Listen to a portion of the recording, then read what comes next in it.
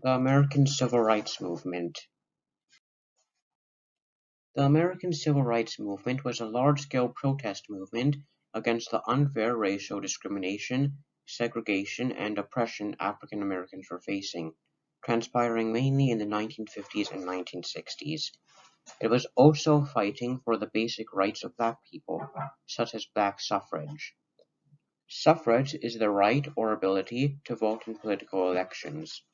While the 15th Amendment technically gave everyone the right to vote, white supremacists used poll taxes, literacy tests, fraud, and grandfather clauses to prevent blacks from voting.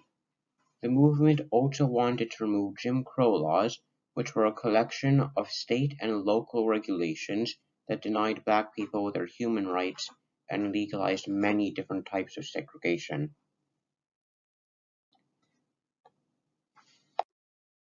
Segregation is the enforced separation of racial groups of where they can go, live, eat, and more. Ending segregation was one of the major goals and accomplishments of the movement. Segregation was enforced in many separate laws and didn't go away all at once, but rather gradually, over about a decade, as the different laws that enforced it were individually amended or removed. Segregation in schooling was successfully overcome in 1954 in the famous Brown versus Board of Education case. Oliver Brown, a Black pastor living in Springfield, Missouri, was irate and angry that his 8-year-old daughter Linda Brown was forced to attend a segregated school over a mile away when there was one just 7 blocks away. When he tried to enroll her in the nearby white school, he was denied entrance. In 1952, he partnered with the NAACP and a dozen other plaintiffs from other states to bring a case to the Supreme Court against the constitutionality of segregation in schools. After 2 years of fighting for equality in schools, the Supreme Court struck down the current separate but equal and ruled that separated education is inherently unequal. Rosa Parks is commonly known for ending segregation in public transport and was the figurehead of the Montgomery bus boycott. She was traveling home on a bus and sat in the front of the colored seats section.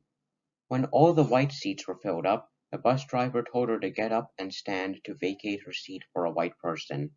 She refused and was arrested and fined for it. She was bailed out of prison by Jo Ann Robinson, who then, along with other Black leaders such as Martin Luther King, went on to organize the Montgomery bus boycott, which was the first large-scale protest against racial segregation in the U.S. ever. The Women's Political Council circulated flyers calling for the boycott, and for an entire year African Americans refused to ride the bus. The leaders organized cheap carpools to make the boycott sustainable, and had regular mass meetings to keep Black residents inspired and motivated to keep up the boycott. After an entire year, the Supreme Court ruled that segregated busing and public transport violated the 14th Amendment. The boycott was significant in multiple ways, as aside from removing segregated seating in buses, it is the earliest wide-scale protest for Black civil rights and against segregation, laying the groundwork for future protests. It is also where Martin Luther King first emerged as a Black national leader, and brought national attention to the fighting for Black civil rights. The Civil Rights Act of 1964 was the final act that ended almost all of segregation everywhere in America, making discrimination based on sex, color, religion, or race illegal. It also marked the end of the Jim Crow laws, and was a major victory for the movement. In 1968, the Fair Housing Act was made, expanding on the Civil Rights Act of 1964 to prohibit discrimination concerning the sale and rent of properties based on race or gender. This is because even though Black people were technically allowed to buy houses in white neighborhoods, white people banded together to keep segregated neighborhoods by only selling their houses to other white people, by offering black people outrageous prices and terrible deals that they couldn't accept. The Fair Housing Act ended this. As we have described in the previous paragraphs, many different places were segregated. While segregation was steadily fought against and defeated with a lot of time and effort, it was only one type of discrimination that black people were facing. While the end of segregation was a crucial victory for the civil rights movement, it was not the only thing they were fighting against. They were also fighting for many other civil rights, such as the ability to vote. Voting is a human right according to the 15th Amendment of America, but even though the 15th Amendment was created in 1870, it would take over 9 decades before the Voting Rights Act would be passed, truly giving freedom to vote to all. African Americans were prevented from voting with a large variety of methods.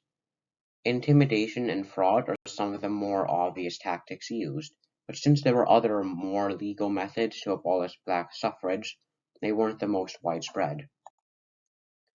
Literacy tests were a much more commonly used method, as since segregation in schooling was legal until 1954, many black people were illiterate due to disparities in education. In 1900, 50% of voting-age black men couldn't read, compared to 12% of white men. Additionally, the voting clerks could pass or fail a person on the test, no matter how well or badly they did, barring even literate blacks from voting. There were also grandfather clauses, which stated that a person didn't need to do a literacy test if their grandparents had voted, an impossibility for the descendants of slaves, making it so that even illiterate whites could vote. Another popular method to suppress black people from voting were poll taxes. Their stated purpose was to raise state revenue, but, in reality, they mainly served to repress black suffrage. It was very effective. For a statistical example, in 1877, Georgia's newly implemented poll tax reduced black voter turnout by 50%. The grandfather clause granted white people the ability to bypass this tax, allowing for the quelling of black voting without affecting white people's ability to vote. As you can see, the civil rights movement managed to achieve a lot, ending discrimination and segregation, and attaining human rights for black people such as voting rights. However, none of this would have happened if it weren't for the many African Americans who stood up and took a role in the fight against racism. If I had to name every major event and black person who contributed to the rise and success of the civil rights movement, this essay will probably be hours long, so I'll try to just pick the most important ones. Martin Luther King is one of the most recognizable names of the civil rights movement. His first major action in the civil rights movement was the organizing of the Montgomery bus boycott, although Rosa Parks was the figurehead of the movement. His famous speech, "I Have a Dream," was delivered during the 1963 March in Washington, the largest political rally for human rights in the United States ever. Between 200,000 and 300,000 protesters arrived at the mall for the march. The March on Washington was one of the contributing events that helped pass the Civil Rights Act of 1964. Another very important act was also sparked from another major event from the civil rights movement, known as Bloody Sunday. Even though the Civil Rights Act of 1964 was passed a few months before this, in some places African Americans still weren't able to freely vote. This was especially true in Selma, Alabama, where blacks took up more than 50% of the population, but were only 2% of the registered voters. The SNCC had been trying for months to change this, but were circumvented every time, leading to rising tensions.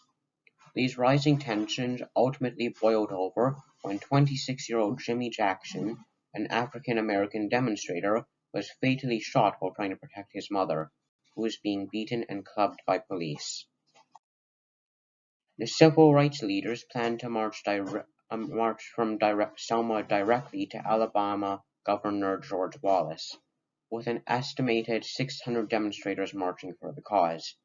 The march went uninterrupted until it reached the Alabama River Bridge, where about 150 state troopers had formed a wall.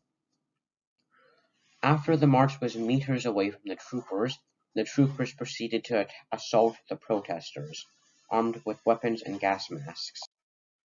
They attacked the protesters with batons and clouds of tear gas, with deputies on horseback pursuing the fleeing men, women, and children with whips, barbed wire, and clubs.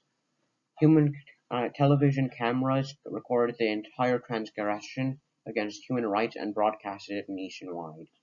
The events galvanized public opinion, and President Lyndon B. Johnson used it to pass the Voting Rights Act of 1965, describing the various methods used to deny black people their vote. These are just a few of the many crucial events and people in the entire civil rights movement, but due to the sheer number of them, these cherry-picked few are all that there's time to talk about. The civil rights movement is a general amalgamation of all the separate but interconnected acts and events fighting for the rights of black people. It took place over decades, but eventually it accomplished its goals, ending both segregation and much of the racism, discrimination, and oppression black people were facing. It successfully catalyzed black people's civil rights, such as their ability to vote and being able to go, live, and work wherever they want without being denied access just because of something they can't control.